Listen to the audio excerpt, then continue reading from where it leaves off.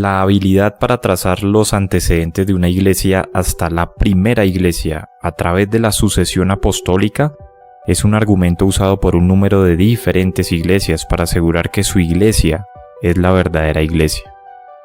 La Iglesia Católica Romana hace esta afirmación, la Iglesia Griega Ortodoxa hace esta afirmación, algunas denominaciones protestantes hacen esta afirmación, algunos de los cultos cristianos hacen esta afirmación. ¿Cómo sabemos cuál iglesia está en lo correcto? La respuesta bíblica es que eso no importa. Repito, eso en realidad no importa en absoluto. Y esta es la razón. La primera iglesia, su crecimiento, doctrina y prácticas fueron registradas para nosotros en el Nuevo Testamento. Jesús, al igual que sus apóstoles, advirtieron que se levantarían falsos maestros y ciertamente así parece haber sido. De acuerdo con algunas epístolas del Nuevo Testamento, estos apóstoles tuvieron que luchar desde el principio contra los falsos maestros. En ninguna parte de la Escritura se menciona que el tener la ascendencia apostólica o ser capaces de rastrear las raíces de procedencia hasta la primera iglesia sea el método para probar ser la iglesia verdadera.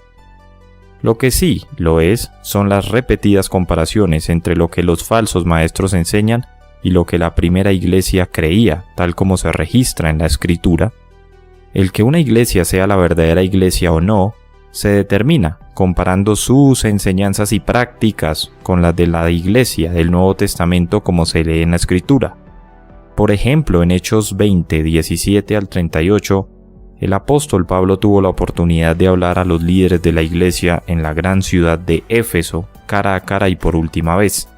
En ese pasaje les dice que los falsos maestros no solo vendrán entre ellos, sino que vendrían de ellos, Hechos 20, versículos 29 al 30.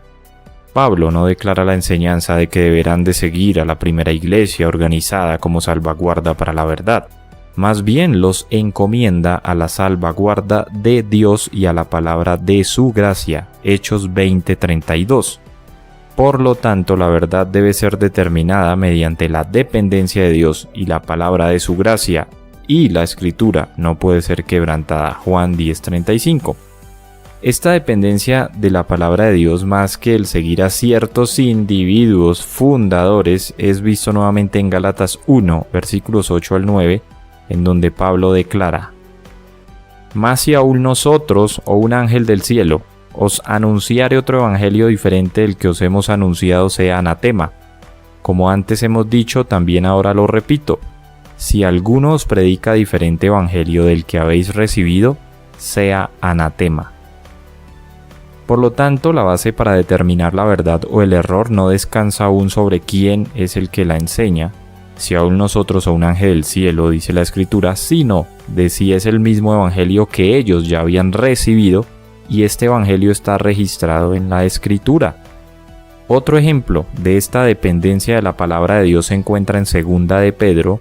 En esta epístola el apóstol Pedro está luchando contra los falsos maestros. Al hacerlo, Pedro comienza por mencionar que tenemos la palabra profética más segura para depender más de ella que aún del escuchar la voz de Dios desde el cielo, como sucedió en la transfiguración de Jesús. 2 de Pedro 1, versículos 16 al 21, puedes leerlo. Esta palabra más segura es la palabra escrita de Dios. Más tarde, Pedro nuevamente les dice que sean cuidadosos. Dice la Escritura, para que tengáis memoria de las palabras que antes han sido dichas por los santos profetas y del mandamiento del Señor y Salvador dado por vuestros apóstoles. 2 de Pedro 3:2. Ambas palabras, de los santos profetas y de los mandamientos que Jesús dio a los apóstoles, están registradas en la Escritura. ¿Cómo determinamos si una iglesia está enseñando la doctrina correcta o no? La única norma infalible que la Escritura dice que tenemos es la Biblia. Isaías 8:20, 2 de Timoteo 3:15 al 17, Mateo 5:18, Juan 10:35, Isaías 48, 1 de Pedro 1:25, Gálatas 1:6 al 9.